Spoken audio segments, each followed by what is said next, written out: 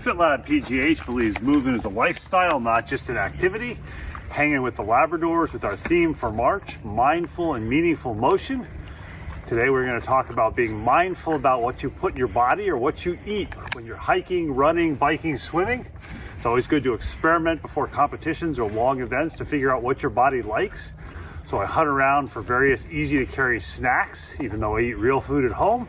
And I came across, thanks to the wonders of the internet, of Papa Steve's no junk raw protein bars.